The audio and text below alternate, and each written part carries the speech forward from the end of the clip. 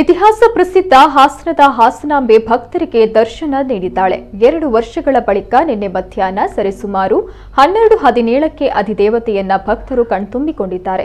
ಈ ವೇಳೆ ನಿರ್ಮಲಾನಂದ ಸ್ವಾಮೀಜಿ, ಜಿಲ್ಲಾ ಉಸ್ತುವಾರಿ ಸಚಿವ ಕೆ ಗೋಪಾಲಯ್ಯ, ಕಾನೂನು ಮತ್ತು ಸಂಸದೀಯ ಸಚಿವ ಜೆಸಿ ಮಾಧುಸ್ವಾಮಿ ಹಾಗೂ ಮುಜರಾಯಿ ಇಲಾಖೆಯ ಸಚಿವೆ ಶಶಿಕಲಾ ಜೊಲ್ಲೆ, ಶಾಸಕ ಪ್ರೀತಂ ಗೌಡ, ಜಿಲ್ಲಾಧಿಕಾರಿ ಆರ್ ಗಿರೀಶ್, ಜಿಲ್ಲಾ ಪೊಲೀಸ್ ವರಿಷ್ಠಾಧಿಕಾರಿ ಶ್ರೀನಿವಾಸ್, ಜಿಲ್ಲಾ ಪಂಚಾಯಿತಿ ಕಾರ್ಯನಿರ್ವಹಣಾಧಿಕಾರಿ ಪರಮೇಶ್ ಸೇರಿದಂತೆ ಕೆಲ ಭಕ್ತರು ತಾಯಿಯ ದರ್ಶನವನ್ನ ಪಡೆದು ಪುನೀತರಾದರು.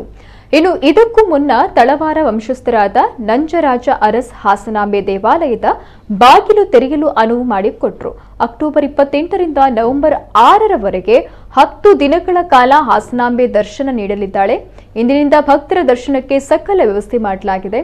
ಜೊತೆಗೆ ನವೆಂಬರ್ 6ರವರೆಗೆ ಪ್ರತಿದಿನ ಬೆಳಗ್ಗೆ 6 ಗಂಟೆಯಿಂದ ರಾತ್ರಿ 8ರವರೆಗೆ ದರ್ಶನಕ್ಕೆ ಅವಕಾಶ ನೀಡಲಾಗಿದ್ದು, ಪ್ರತಿದಿನ ಮಧ್ಯಾಹ್ನ 1ರಿಂದ 3ರವರೆಗೆ ನೈವೇದ್ಯ ಅರ್ಪಣೆ ಇರಲಿದೆ.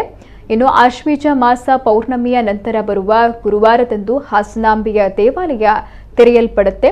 ಸಹಸ್ರ ಸಂಖ್ಯೆಯಲ್ಲಿ ಭಕ್ತಾದಿಗಳು ಬಂದು ದರ್ಶನಾಕಾಂಕ್ಷಿಗಳಾಗಿ ಬಂದು ದೇವಿಯ ದರ್ಶನವನ್ನ ಪಡಿತಾರೆ. ಇನ್ನು ಆದಿಶಕ್ತಿ ಸ್ವರೂಪಿಣಿ ಹಾಸನಾಂಬೆಗೆ ಹಿಂದಿನ ವರುಷ ಹಚ್ಚಿಟ್ಟಿದ್ದ ದೀಪವು ಆರದೆ, ಮೂಡಿಸಿದ ಹೂ ಬಾಡದೆ ಹಾಗೂ ನೈವೇದ್ಯಕ್ಕಿಟ್ಟ ಅಕ್ಕಿಯು ಅನ್ನವಾಗಿರುವುದು ಈ ದೇವಿಯ ವಿಶೇಷ ಶಕ್ತಿಯಾಗಿದ್ದು, ಇದರಿಂದಾಗಿಯೇ ಊರ ಪರವೂರುಗಳಿಂದ ಭಕ್ತರು ಆಗಮಿಸುತ್ತಾರೆ.